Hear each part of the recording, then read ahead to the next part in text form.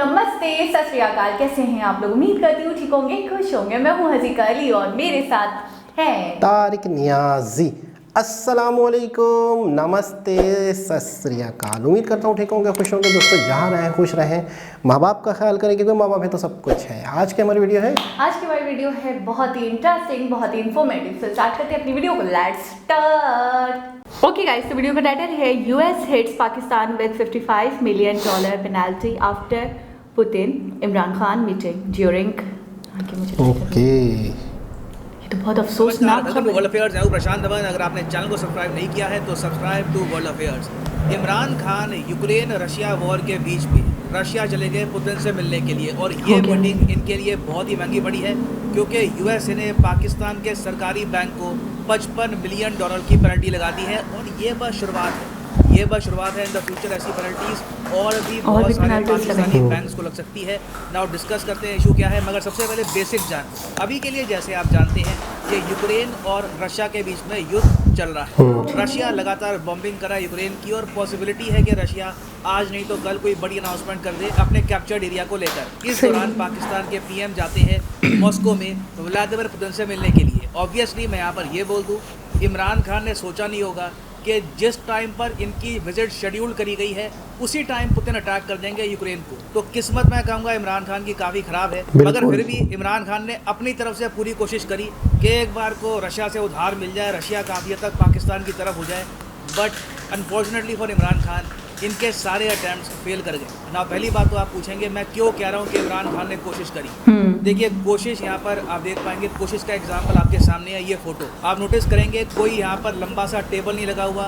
Putin properly हाथ मिला रहे हैं इमरान खान के साथ, जबकि इससे पहले इमानुएल मैक्रों फ्रांस के प्रेसिडेंट आए, टेबल लगा दिया गया, दोनों लीडर्स काफ़ी बड़े डिस्टेंस में बैठे थे। सेम किया गया जर्मनी के चांसलर के साथ। इवन ईरान के प्रेसिडेंट भी रसासी जब रिसेंटली गए थे रशिया में, तब इनको भी डिस्टेंस पे बिठाया गया। रीज़न यहाँ पर यह था कि इन तीनों वर्ल्ड लीडर्स ने इस तरीके से रशियन डॉक्टर्स द्वारा किया गया पीसीआर टेस्ट करवाने से मना कर दिया। तो इमरान खान गए यहाँ पर रशिया में, रशियन डॉक्टर ने कहा कि नाक में डालूंगा, इमरान खान ने कहा चलो डाल लो। टेस्ट करवाया, मोस्ट प्रॉब्ली नेगेटिव यहाँ पर आया होगा, और उसके बाद इनको अनुमति मिली कि आप व्लादिमीर पुतिन के साथ प्रॉपरली बैठ सकते हैं, फोटोज़ खिंचवा सकते हैं। अब इमरान खान को यहाँ पर उम्मीद ये थी कि ये इतना कुछ कर रहे हैं तो पुतिन कुछ ना कुछ इनको लोन में कुछ देंगे, कुछ इनको बड़ा ऑफर देंगे, मगर पुतिन बिल्कुल कोल्ड हार्टेड थे। पुतिन ने ऑलमोस्ट यहाँ पर ऐड किया है एज ए पाकिस्तान एग्जिस्ट ही नहीं करता, कोई यहाँ पे इवन लोन का भी ऑफर रशिया ने नहीं दिया। जबकि पाकिस्तानी मीडिया को सबसे बड़ी उम्मीद यहाँ पर यही थी कि पाकिस्तान को $3 बिलियन का लोन मिलेगा फ्रॉम चाइना। अगेन ये आपके सामने पाकिस्तान न्यूज़ पोर्टल है, द न्यूज़ इंटरनेशनल। तो ये लोग खुद कह रहे हैं कि पाकिस्तान को उम्मीद यहाँ पर ये थी कि $3 बिलियन का लोन मिलेगा फ्रॉम चाइना। उसके अलावा $2 बिलियन का ये लोग लोन चाहते थे फ्रॉम रशिया एंड कजाकिस्तान। इसमें मोस्ट प्रॉब्ली रशिया से 1 से लेकर $1.5 बिलियन, मतलब रफली आप कह लीजिए 10,000 करोड़ का उधार चाहता था पाकिस्तान। कुछ यहाँ पर उधार पाकिस्तान को नहीं दिया गया ना। इसके बाद मुझे सबसे अजीब चीज़ लगी इस मीटिंग के बारे में कि कोई जॉइंट स्टेटमेंट नहीं थी। अब यहाँ पे आप कहेंगे व्हाई डज दैट मैटर, ये कोई ख़ास बात होती है क्या? देखो, इंटरनेशनल रिलेशंस को आप अगर प्रॉपरली फॉलो करते हैं इन एन एकेडमिक पर्सपेक्टिव, तो आपने नोटिस किया होगा कि जब भी दो वर्ल्ड लीडर्स मिलते हैं, इनकी मीटिंग होती है, उसके बाद एक जॉइंट स्टेटमेंट दी जाती है। लीडर्स इस तरीके से खड़े होते हैं, एक डॉक्यूमेंट प्रेजेंट करते हैं दुनिया को, ये देखिए हम मिले, बातचीत हुई, और ये जो पॉइंट्स हैं ये हम दुनिया के सामने रख रहे हैं। मगर इमरान खान के केस में कोई जॉइंट स्टेटमेंट यहाँ पर नहीं दी गई। मैंने पर्सनली, मुझे याद नहीं आ रहा आखिरी बार मैंने ऐसा कब देखा हो कि एक वर्ल्ड लीडर इतने सालों के बाद, बताया जा रहा है कि 2 दशकों के बाद एक पाकिस्तानी पीएम गया रशिया में, इतने लंबे समय के बाद विजिट करी, उसके बाद भी कोई भी जॉइंट स्टेटमेंट यहाँ पर निकल के नहीं आई। जबकि लास्ट टाइम आप अगर देखो, पुतिन जब इंडिया में आए थे तब एक प्रॉपर जॉइंट स्टेटमेंट इशू करी गई थी। तो इससे देखिए साफ पता लगता है रशिया ने पाकिस्तान को दूर रखा है। पाकिस्तान ऑब्वियसली अपनी तरफ से पूरी कोशिश कर रहा है थैंक्स टू चाइना कि कुछ इनके रिलेशंस बिल्ड हो जाएं विद रशिया, मगर रशिया भी आज के समय ये बात समझता है कि जियोपॉलिटिकली इंडिया इनके लिए बहुत ही इंपॉर्टेंट देश है। तो रशिया ने भी पाकिस्तान को डिस्टेंस पे रखा है। नाउ सिंस यहाँ पर कोई जॉइंट स्टेटमेंट नहीं थी, मीटिंग में बेसिकली डिस्कस किया क्या है, मतलब कि इमरान खान और पुतिन ने बातचीत किस इशू पर करी है, वही बात दोनों सरकारों ने मिलकर डिक्लेयर करी नहीं है। तो ऑब्वियसली बात है पाकिस्तान में जो एक गैस पाइपलाइन बननी थी जिसमें रशिया भी निवेश करने वाला था, इस पर भी कोई मेंशन नहीं हुआ होगा, ये भी यहाँ पर गायब था। बहुत ही अजीब सी विजिट थी आप अगर देखो ना। इमरान खान इतने अजीब से टाइम में, एक वॉर के समय रशिया में गए, मीटिंग करी, ना उधार मिला, ना जॉइंट स्टेटमेंट मिली, कुछ यहाँ पर बेसिकली पॉजिटिव एक निष्कर्ष निकल के नहीं आया। फिर जब ये वापस आ रहे थे तब यूएसए ने वार्निंग आ गई। यूएसए ने कहा कि हम देख रहे हैं आप क्या कर रहे हैं। जब रशिया अग्रेशन दिखा रहा है यूक्रेन के अगेंस्ट, तुम व्लादिमीर पुतिन के साथ खड़े होकर हाथ मिलाते हो। यूएसए ने लिटरली यहाँ पर कह दिया, we are certainly aware of Imran Khan visit to Moscow, और ये यहाँ पर कहा कि हमारी जो पोजीशन है यूक्रेन के इशू को लेकर हमने कन्वे कर दी है पाकिस्तान को। ये स्टेटमेंट आई, अपने आप में काफ़ी अग्रेसिव स्टेटमेंट है। उसके बाद कुछ ही घंटों में ये भी न्यूज़ आ जाती है कि पाकिस्तान का जो एक बहुत ही बड़ा सरकारी बैंक है उसकी न्यूयॉर्क ब्रांच पर $55 मिलियन का फाइन लग चुका है। और इशू क्या है? मनी लॉन्ड्रिंग का। ये बहुत डेंजरस है, मैं आपको बताता हूँ इसका रिलेशन FATF से कैसे है। मगर अगेन यहाँ पे आप देख पाएंगे पाकिस्तान का ही न्यूज़ पोर्टल है NBP है जी, नेशनल बैंक ऑफ पाकिस्तान। ये स्टेट बैंक ऑफ पाकिस्तान की एक बहुत ही बड़ी सब्सिडरी है। मान लो जैसे कि इंडिया में ना स्टेट बैंक ऑफ इंडिया की मान लो कोई सब्सिडरी होती, उसी से जुड़ा हुआ कोई बैंक होता, उस पर अगर यूएस इतना बड़ा फाइन लगा देता, कितनी बड़ी न्यूज़ बनती है अपने आप में। तो पाकिस्तान के साथ यही हुआ है। और अगेन टाइमिंग मैटर करती है। आप ये नहीं कह सकते कि बस कोइंसिडेंस है कि जब इमरान खान रशिया में गए तब ये न्यूज़ सामने आती है। और अमेरिकन मीडिया भी इसको ओपनली पब्लिश करता है, wall street journal, New York times, सब ने यहाँ पर इसके बारे में लिखा है। और प्रॉपरली जर्नलिस्ट ने कोरिलेट भी किया है कि डेफिनेटली यूएसए ने पाकिस्तान को पनिश किया है। अब यहाँ पर मैं ये ऐड कर दूँ कि कुछ लोग जो लिख रहे हैं इस न्यूज़ के बारे में ऑनलाइन, उन लोगों ने ये लिखा है कि जी फाइन $20 मिलियन का है या फिर 30 मिलियन का है।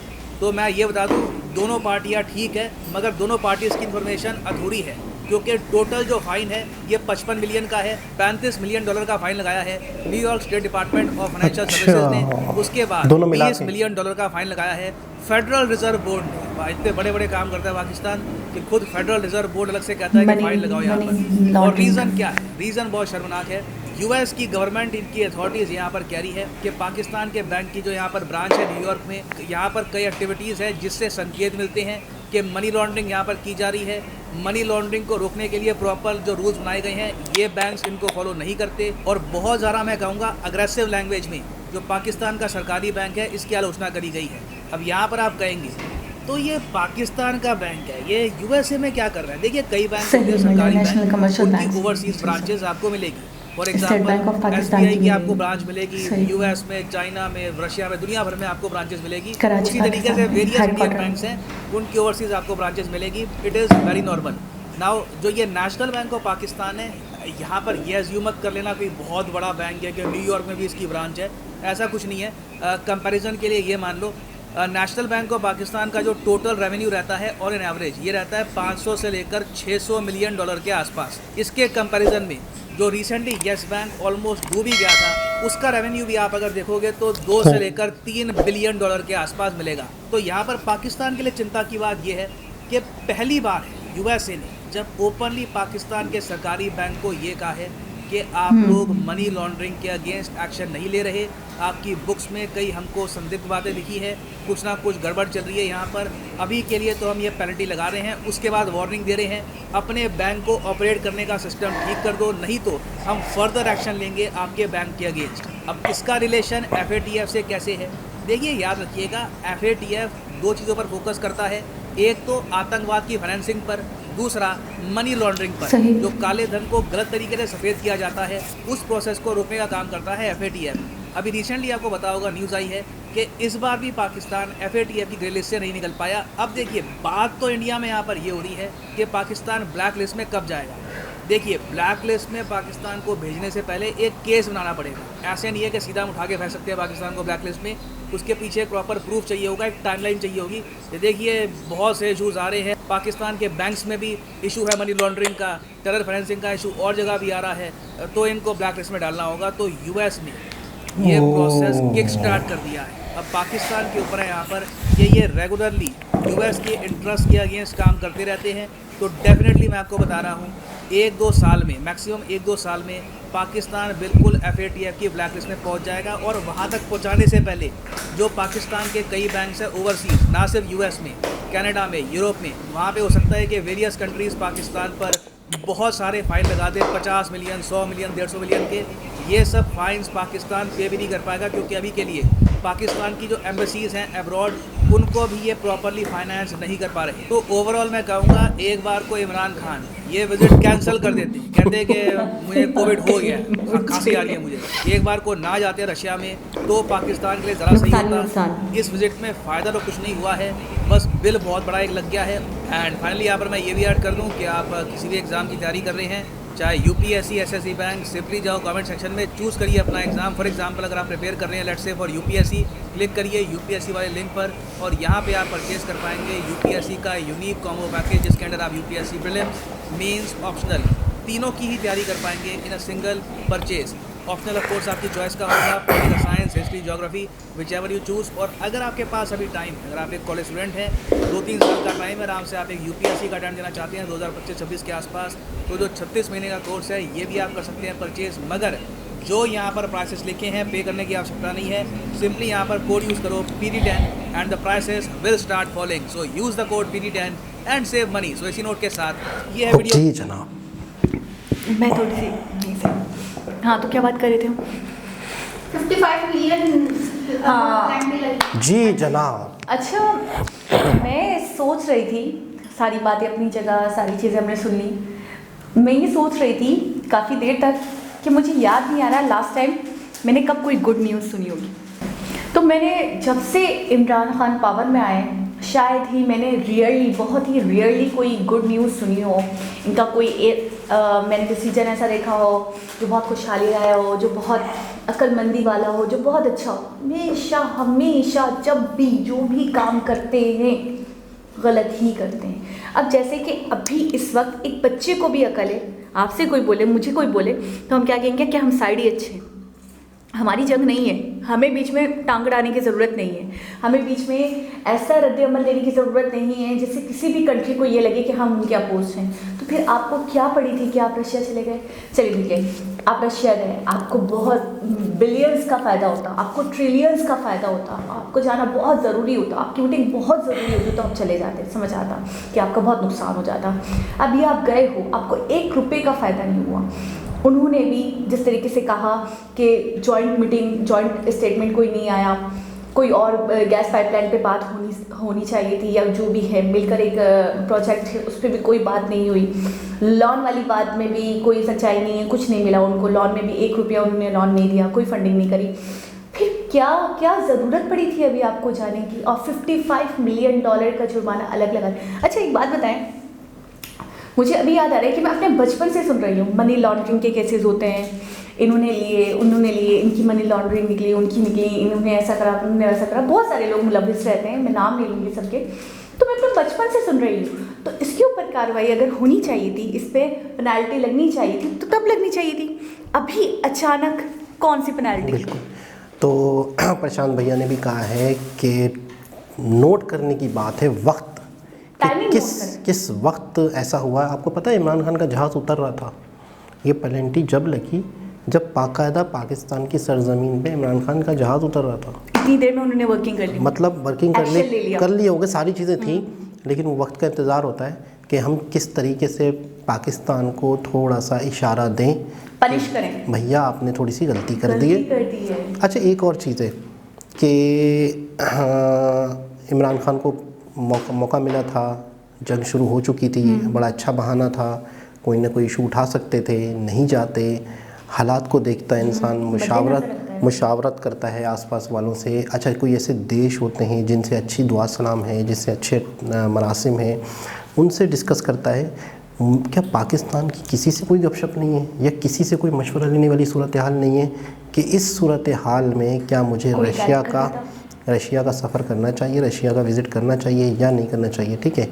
अच्छा, दूसरी चीज़ ये है कि कोई ना कोई एग्रीमेंट साइन नहीं हुए, कि यानी कि अब मज़ीद इन फ्यूचर हम ये करने वाले हैं, ये हम साथ मिलके करने वाले हैं, नहीं करने वाले हैं। जॉइंट मीटिंग स्टेटमेंट एक होता है, जिससे वो दिखा रहे थे कि जब भी 2 वज़ीर आज़म आपस में 2 मिनिस्टर्स मिलते हैं 2 डिफरेंट कंट्रीज़ के, तो उस वक्त कोई स्पीच होती है, कोई बातचीत होती है जो दुनिया को पैगाम दिया जाता है। मैं हैरान हूँ, आपने एक पिक्चर भी देखी है जिसमें पुतिन और इमरान खान साथ में खड़े हों और कुछ स्टेटमेंट्स दे रहे हों, कुछ बातचीत हो रही हो, या एग्रीमेंट साइन हुआ हाँ, कोई स्पीच हो रही हो, ऐसा कुछ भी नहीं है, कुछ भी नहीं देखने को मिला। तो ओवरऑल अगर देखा जाए तो इस विजिट का क्या बेनिफिट निकलेगा, क्या फ़ायदा होगा, मतलब नुकसान दिख रहा है, फायदा तो नहीं दिख रहा। ये एक समझ से बाहर बात है।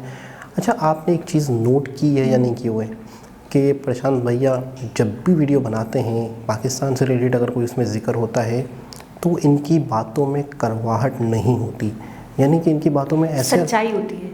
नहीं, सच्चाई एक अलग चीज़ है, सच्चाई होती है, लेकिन एक बोलने का अंदाज होता है ना, टॉन्ट करने वाला तंजो मज़ा नहीं होता। मैंने भी देखा। हाँ, असल में जैसे मिसाल के तौर पे कि अब तो पता चलेगा पाकिस्तान को, ऐसा नहीं बोलते, धमकियाँ या फजूल बातें या पाकिस्तान के तो अब बहुत ही बैंड बजने वाली है, ऐसा कुछ भी नहीं, बल्कि उन्होंने थोड़ा सा मज़ाहिया अंदाज में कर दिया कि आप कहते थे खांसी आ गई है, मुझे कोविड हो गया, मैं नहीं आ सकता। तो देखो ये वाली बात में मैं भी आने वाला था कि जब उन्होंने ये कहा कि आप कोविड का कर देते बहाना, तो इसका मतलब ये होता है कि कहीं ना कहीं वो पाकिस्तान को उनके एक लाशऊर में अपनापन है। मुझे ऐसा लगा जब उन्होंने, जब मैं आपको कहता ना कि यार आप वहाँ नहीं जाते, आपके साथ मसला हो गया यार, कोई नहीं, जैसे हमारा कोई दोस्त यार है, ठीक है ना, अब वो कुछ गलत कर देता है तो जब वो हमसे आके मिलता है तो हम उसको सलाह मशवरा देते हुए कहते हैं यार तुम ऐसे कर देते, या तुम ये कर देते।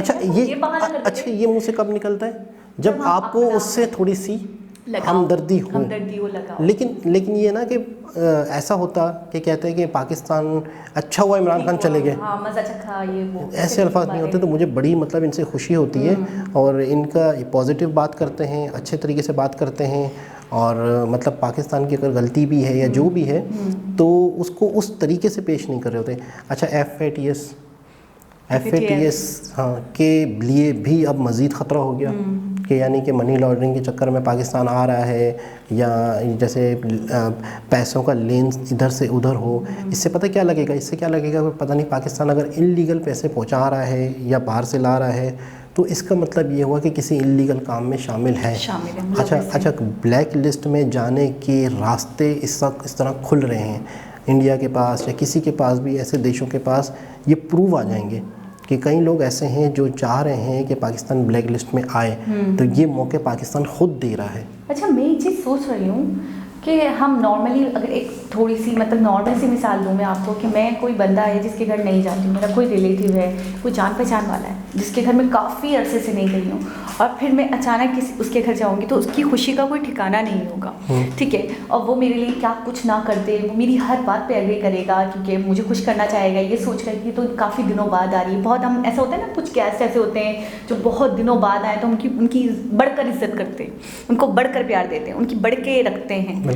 तो मैं ये सोच रही हूँ अभी भी जब पाकिस्तान 2 दशकों के बाद जा रहा है रशिया में और गया है, तो रशिया ने बहुत रिसीव बिहेवियर दिखाया, बिल्कुल, बहुत डिस्टेंस रखा, बिल्कुल, ठीक है ना, इतना ज़्यादा नहीं, मतलब मिल लिया लेकिन वो एक वार्मनेस नहीं दिखी, बहुत कोल्ड बिहेवियर के साथ मिला।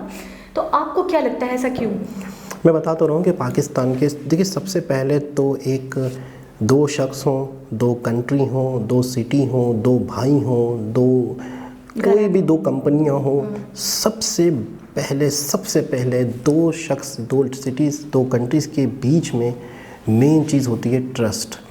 ट्रस्ट कैसे होता है? कम्युनिकेशन से। कम्युनिकेशन कैसे होती है? खारजा पॉलिसी से। खारजा पॉलिसी कैसे होती है? अच्छे खारजा वज़ीर से, फ़ॉरेन मिनिस्टर से। जब हमारे फ़ॉरेन मिनिस्टर ही जिसकी ज़िम्मेदारी है कि आपका दूसरे देशों के साथ मेल मिलाप बढ़ाना, विज़िट करवाना एक दूसरे को, यूनिवर्सिटी के तहत स्टूडेंट को बुलवाना, ले जाना, छोटे छोटे इवेंट्स होना, आपका किसी भी कंट्री के ऊपर ट्रस्ट बढ़ता है। पाकिस्तान का ट्रस्ट रशिया के साथ अच्छा बढ़ता, वो फॉरेन मिनिस्टर का काम था।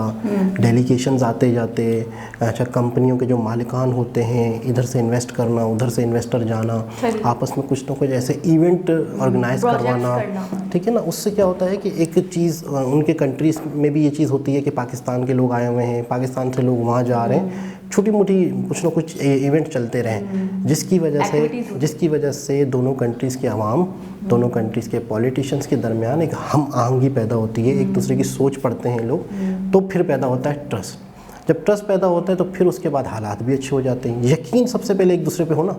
हम अलग थलग पड़े हुए हैं, हमारी कोई खारजा पॉलिसी इतनी मजबूत नहीं है। डे बाय डे ऐसा लग रहा है कि हम आइसोलेट होते जा रहे हैं। अच्छा, प्रशांत धवन जी ने इस वीडियो में ये बात इस तरीके से भी डिफाइन करी। उन्होंने कहा कि इंडिया बहुत बड़ा एक ह्यूमंगस कंट्री है और रशिया से बहुत अच्छे ताल्लुकात हैं। तो रशिया डिस्टेंस पे इसलिए भी पाकिस्तान को रख रहा है कि वो इंडिया के साथ अपने रवाबित ख़राब नहीं करना चाहता, ठीक है। और जो इंडिया का दोस्त है, और जाहिर सी बात है इंडिया से हमारे थोड़े ताल्लुकात इतने अच्छे नहीं रहते, गवर्नमेंट बेसिस पे हों कैसे भी हों, लेकिन मामला अच्छे नहीं रहते, ट्रेड बंद है, दूसरी चीज़ों में भी हम कटे हुए हैं बहुत ज़्यादा उनसे।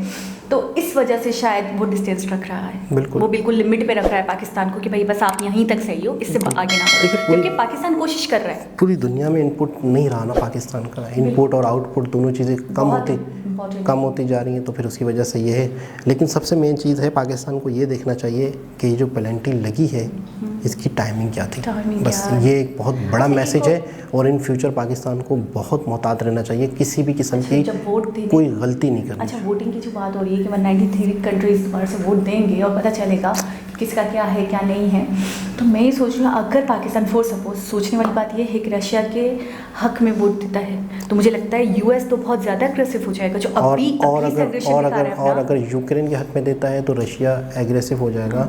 ये सारी सूरत हाल है, लेकिन देखते हैं कि हालात। अच्छा, कुछ चीज़ें वक्त पे छोड़ी जाती हैं कि वक्त के साथ साथ देखो क्या होता है, लेकिन ये आपको एक तरीके से उनने खबरदार किया है। और पाकिस्तान इस वक्त मैं समझता हूँ कि बहुत ही बीच की कंडीशन में फंसा हुआ है। तो खैर, एक बहुत ही इन्फॉर्मेटिव वीडियो थी, लेटेस्ट न्यूज़ थी, समझें। दोबारा किसी और वीडियो के साथ आपसे मुलाकात होगी, जब तक के लिए अल्लाह हाफ़िज़।